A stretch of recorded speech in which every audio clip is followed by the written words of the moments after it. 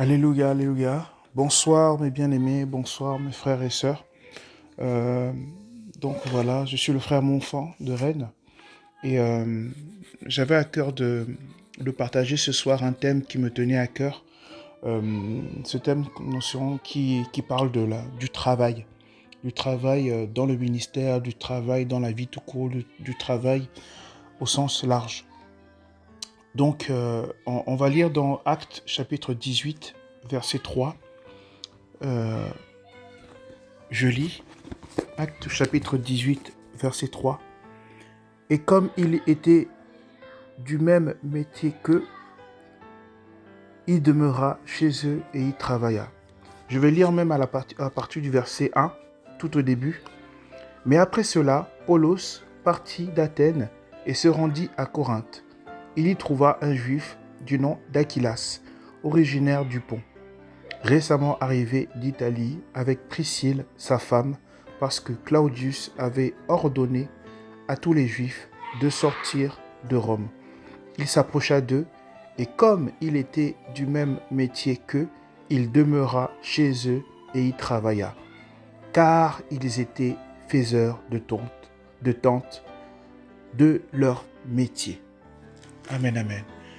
Ce qu'on apprend dans ces versets, c'est que Paul, après avoir quitté Athènes, il se rend à Corinthe.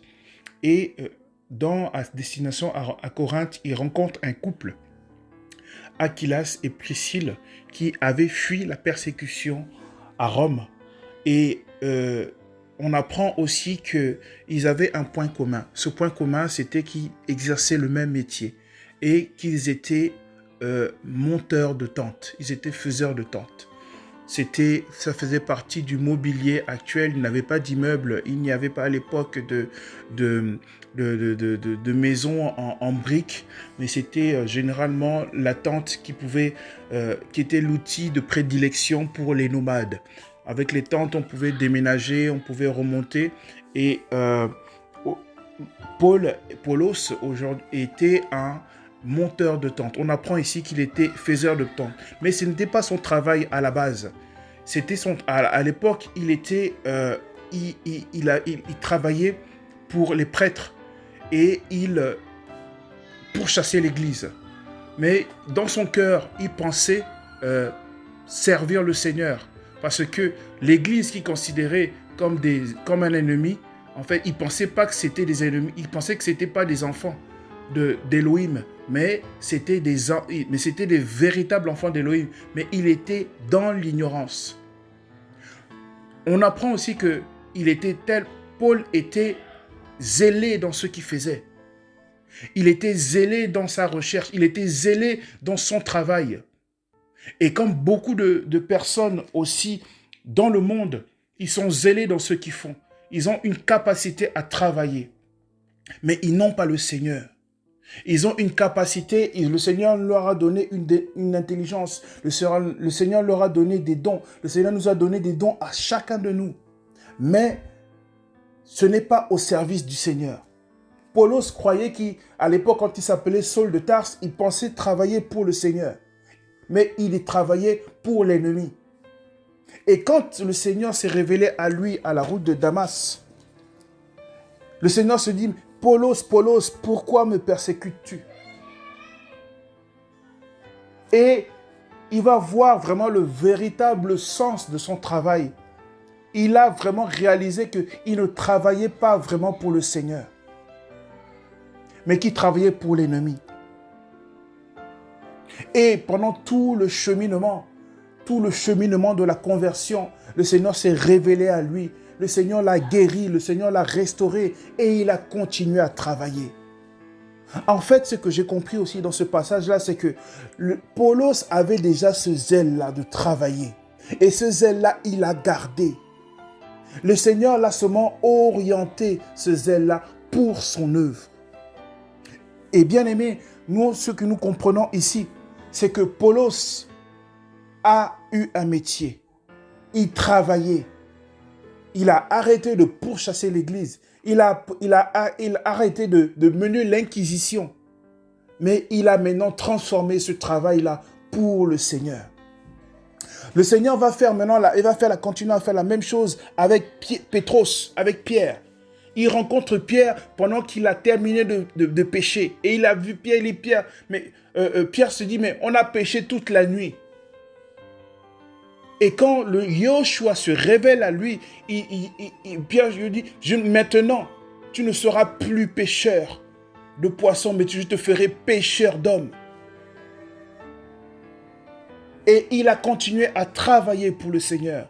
Bien-aimés, je veux encore nous dire en ce jour que le Seigneur se sert des personnes qui travaillent. Bien-aimés, nous devons considérer les personnes, nous devons considérer vraiment le travail dans notre vie. Le travail dans le ministère. Et vous savez, et c'est lié. Parce que si tu ne travailles pas du point de vue matériel, il y a des répercussions aussi dans le spirituel. Et c'est vice-versa. Si tu ne travailles pas du point de vue aussi spirituel dans l'œuvre du Seigneur, il y a des répercussions aussi dans le matériel. On apprend aussi que Pierre, que Paulos, pendant tout le cheminement de son ministère, tout le cheminement qu'il a fait dans l'Église, il était à la charge de personne. Il travaillait pour être autonome. Il travaillait pour être indépendant, ne pas être à la charge de l'Église. Il ne voulait pas être un poids, mais il voulait être un bon exemple. On va lire dans 2 Thessaloniciens. 2 Thessaloniciens, chapitre 3.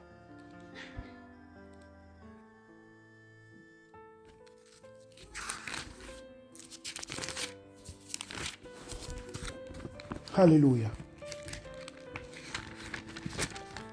2 Thessaloniciens, chapitre 3.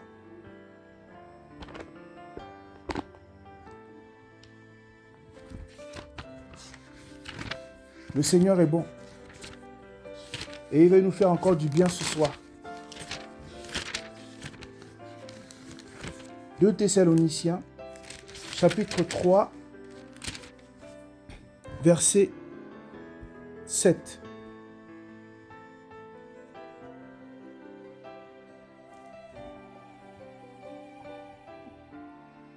Mais le Seigneur, 2 Thessaloniciens, chapitre 3, verset 7, mais le Seigneur est fidèle. Alors, non, chapitre 3, oui, verset 7, excusez-moi. Car vous savez vous-même comment il faut nous imiter, car nous n'avons pas mené une vie désordonnée parmi vous. Et nous n'avons mangé gratuitement le pain de personne. Mais dans le labeur et dans la peine, nous avons travaillé nuit et jour pour n'être à la charge d'aucun de vous.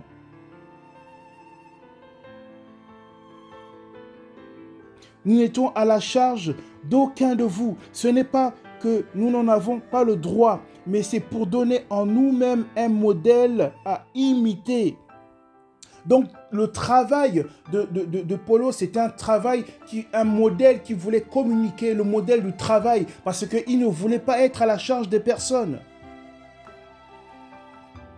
Et bien aimé, dans tout ce que nous faisons, dans tout ce que nous entreprenons, nous devons être vraiment un modèle dans ce que nous faisons. Nous devons considérer que l'acte que nous pesons doit avoir des répercussions. L'acte que nous pesons doit encourager nos bien-aimés, doit encourager mon frère, doit encourager ma soeur. Paulos ici, il avait dit qu'il avait le droit d'être à la charge des autres. Mais il a renoncé à ce droit. Parce qu'il y avait un enseignement derrière. Il voulait être un modèle. Et bien aimé, aujourd'hui, dans l'Église, nous devons considérer le travail. Parce que nous sommes des enfants d'Élohim et nous devons être des modèles. Nous sommes des lumières. Et nous devons éclairer notre entourage en étant des modèles. Aujourd'hui, la société a un manque de modèles. L'Église a un manque de modèles. Nous ne savons plus en qui nous confier, en qui imiter. Et laisse-moi te dire, mon frère, ma soeur, que tu es un modèle, que tu dois être un modèle. Donc tu dois régler ton comportement, tu dois orienter ton comportement, tu dois revoir tes actions. Parce que tes actions impactent les autres. Tes actions ont une répercussion sur ton prochain. On va lire dans Actes chapitre 20.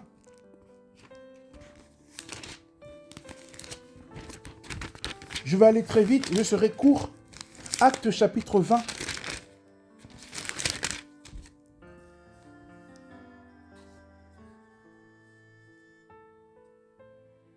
Alléluia. Actes chapitre 20, verset 32. Et maintenant, frères, je vous remets à Elohim et à la parole de sa grâce, à celui qui est puissant pour achever de vous édifier et pour vous donner l'héritage avec tous les saints. Verset 33. Je n'ai désiré ni l'argent, ni l'or, ni le vêtement de personne. Je n'ai désiré ni l'argent, ni l'or et ni le vêtement de personne. Donc ça veut dire que nous, en tant que serviteurs du Seigneur, nous devons être autonomes. Nous ne devons pas nous attendre aux autres, mais nous devons attendre qu'au Seigneur. Cet enseignement-là, Paul nous enseigne ici pour nous repréciser notre responsabilité. De ne pas être à la charge de quelqu'un. Ne pas s'attendre à ce que nous puissions recevoir quelque chose des autres. Mais au contraire, c'est à nous de donner. Il y a plus de bonheur à donner qu'à recevoir, mes bien-aimés. Donc, dans le travail, plus tu vas travailler, en travaillant, tu seras autonome. Et en étant autonome, tu seras aussi une source de bénédiction. Et là, je parle du point de vue du ministère, mais en point de vue du monde pratique aussi. C'est une sonnette d'alarme aussi que je veux donner à toutes mes bien-aimés, à tous mes frères et sœurs qui se disent « Mais Seigneur, mais moi je n'ai rien, je ne peux pas travailler, qu'est-ce que j'ai ?» Mais le Seigneur, tu as tes deux mains. Tu as tes deux mains. Tu as la santé. Tu peux faire des choses. Parce qu'aujourd'hui, on vit dans une société où ce n'est plus forcément le fait d'aller à l'école pour réussir. Je n'ai pas dit ça. Mais moi-même, il faut pas se dire ça. Tel métier, être au bureau, aller dans telle école. Non, ce n'est pas ça. Aujourd'hui, même un illettré, on a des histoires, des illettrés qui sont devenus des milliardaires.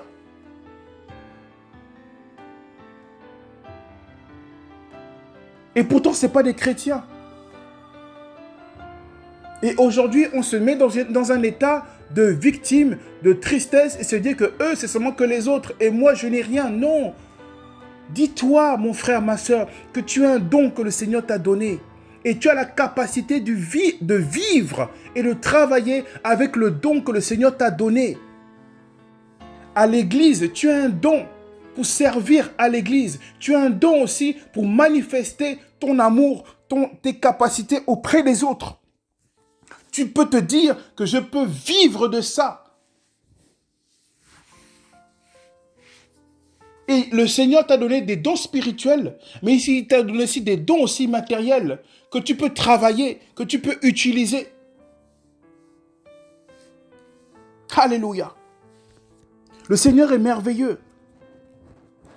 Et il veut que nous puissions changer de mentalité, que nous puissions changer de considération, que nous puissions changer d'état, que nous puissions sortir de cet état d'asservissement pour se dire que nous attendons des autres. Non. Vous savez, un des avantages de la société occidentale, c'est que on encourage le fait d'être autonome rapidement. On encourage le fait que tu peux te responsabiliser plus tôt. Mais ça fait partie aussi de la confiance. À 16 ans, tu peux travailler déjà. À 14 ans, tu peux apprendre ton enfant à passer le permis, à faire une conduite accompagnée. Dans certains pays, c'est possible. Mais dans certains pays, on va dire, oh non, 14 ans, 16 ans, 18 ans, si j'apprends mon enfant à conduire, il va sortir avec ses amis, il va faire l'accident. Non, on apprend maintenant à responsabiliser nos enfants.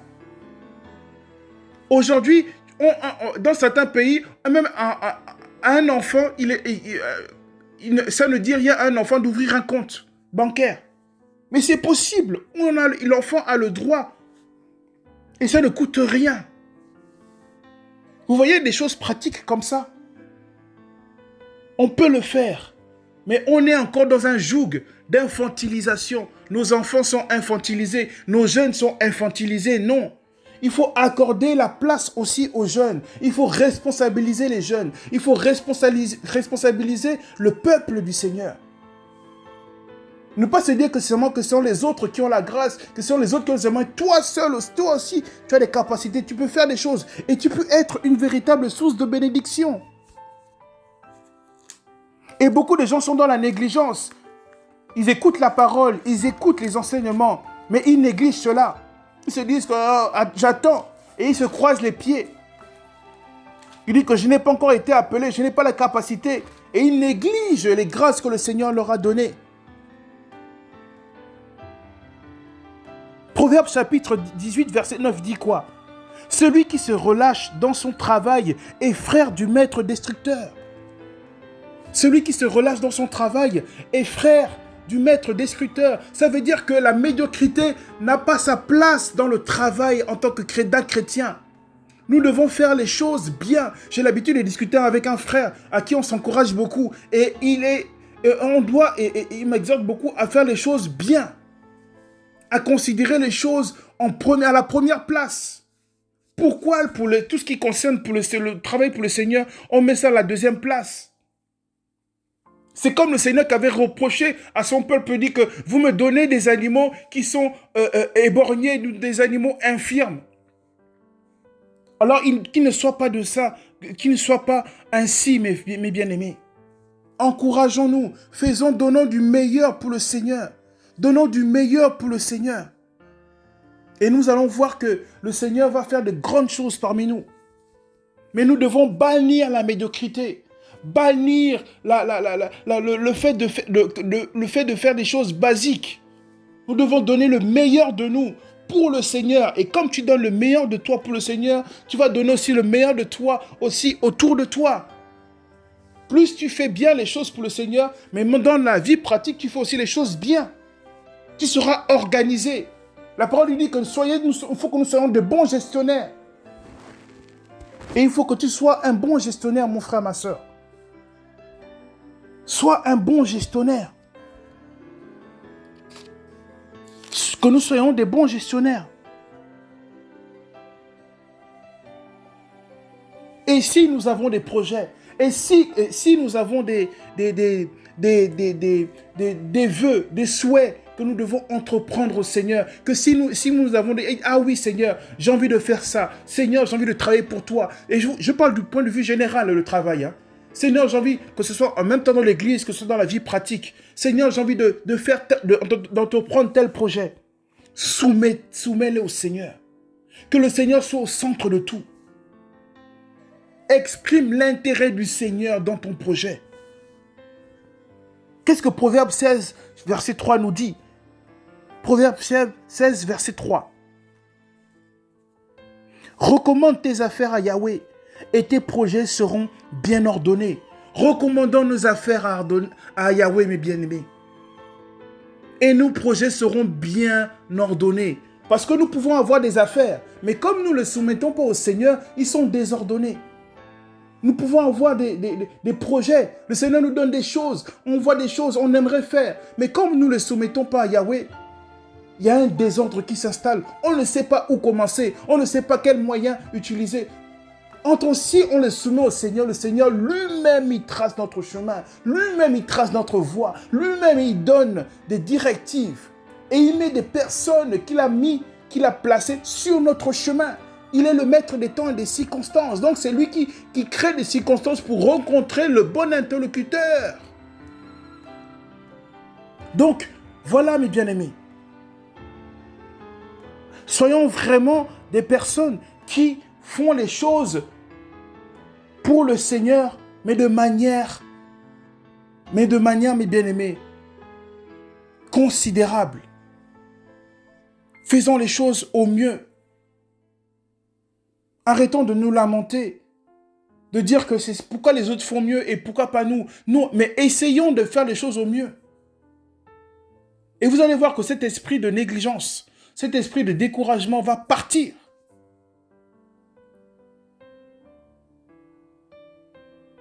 Qui veut aller loin doit ménager sa monture. Donc tu dois ménager ta monture, tu dois te préparer, tu dois te former, tu dois apprendre, tu dois t'armer d'humilité.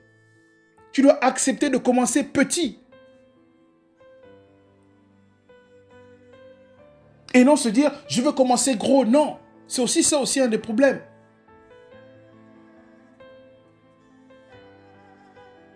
Nous devons vraiment considérer vraiment les choses du Seigneur, mes bien-aimés. Et nous devons faire vraiment que le travail vraiment soit vraiment un modèle. Le Seigneur lui-même, il a travaillé.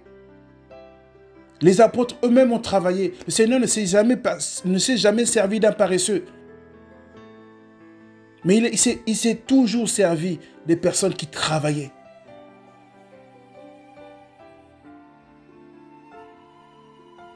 Le roi Saül, on a pris le roi Saül, qu'est-ce qu'il faisait? Parce qu'il cherchait les troupeaux qui étaient perdus, les troupeaux de son père. Il était en train de travailler. Il était en train de travailler. Il n'était pas tranquillement chez lui, en train avec une brindille dans sa bouche. Mais il était en train de travailler. Bien-aimés, cherchons à travailler. Cherchons à travailler pour le Seigneur. Cherchons à nous mobiliser pour le Seigneur. Cherchons à nous lever pour le Seigneur. Et vous allez voir que le Seigneur lui-même, il va mettre à disposition des moyens pour que nous puissions mettre notre projet en œuvre. Je crois vraiment que le Seigneur nous a encore fait du bien par rapport à ces paroles. Je crois vraiment que le Seigneur va encore nous encourager à travers sa parole. Et que nous soyons vraiment des modèles autour de nous, que nous soyons exemplaires autour de nous. Donc voilà, c'était ces paroles que j'avais à cœur de vous partager en ce jour. Et je souhaite vraiment que ces paroles vont porter du fruit. Que le Seigneur vraiment vous bénisse abondamment. Nous sommes le mardi 6 avril 2021. C'est votre frère Monfant. Et j'espère vraiment que le Seigneur vous bénisse à travers ces paroles. Soyez vraiment encouragés, mes frères et sœurs. On se dit à bientôt, s'il plaît au Seigneur, par la grâce du Seigneur. À très bientôt. Amen.